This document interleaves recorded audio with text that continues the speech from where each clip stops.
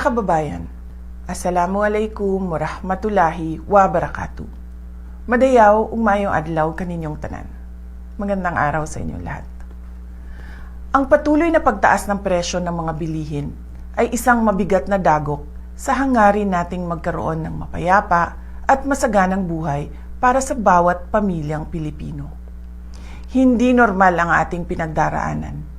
Ito ay epekto ng mga krisis sa labas ng ating bansa, kabilang ang digmaan sa gitnang silangan na direktang nakakaapekto sa presyo ng pagkain, langis at iba pang pangunahing pangangailangan. Sa kabila nito, ang tanggapan ng pangalawang Pangulo ay patuloy na nagsasagawa ng mga programa na noon pa man ay nakatuon ng tumulong sa inyo na makatipid at makaraos sa araw-araw. Ang kampanya ng pagbabago sa edukasyon ay nagbibigay ng tulong sa gamit pampaaralan ng ating mga mag-aaral. Ang bus ng OVP ay patuloy na nagbibigay ng libreng sakay para sa ating mga commuters sa Metro Manila, Cebu, Bacolod, Davao at Tacloban. Ang Magnegosyo Taday ay magpapatuloy upang mapunan ang kapital ng maliliit na negosyo.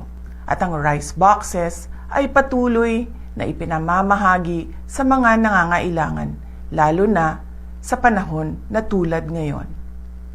Kasabay nito, nagpapatupad din kami ng mga cost-cutting measures sa loob ng aming tanggapan upang matiyak na mas maraming pondo ang mapupunta sa direktang tulong sa taong bayan. Hindi na itutuloy ng OVP ang pasidungog at kasarilayan sa buwan ng Hunyo.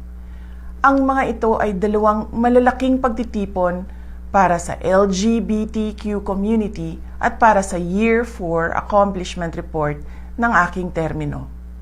Sa halip ay nakalaan sanang pondo para sa mga nasabing aktibidad ay idadagdag na lamang sa budget ng RICE project.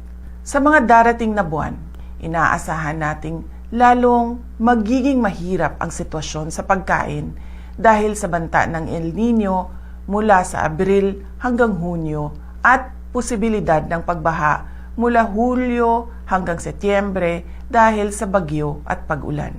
Sa ating pagtitipid, unahin natin ang sapat na pagkain para sa ating pamilya, pagpapagamot sa may sakit at ang edukasyon ng ating mga anak.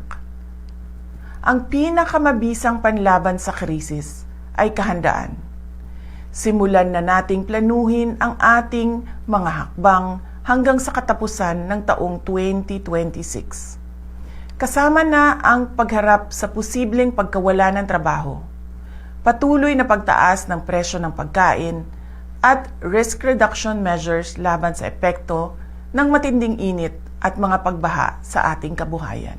Maliit man ang tanggapan ng pangalawang Pangulo, makakaasa kayo na bawat isa sa amin ay patuloy na naglilingkod at naghahanap ng paraan upang makatulong sa taong bayan. Tayo ay isang bayang may matibay at malakas na pananampalataya sa Diyos. Kaya patuloy tayong manalangin ng taimtim at naway bigyan ang ating bansa ng lakas, gabay at pagkakataon tungo sa tunay na mapayapa at masaganang buhay. Syukran.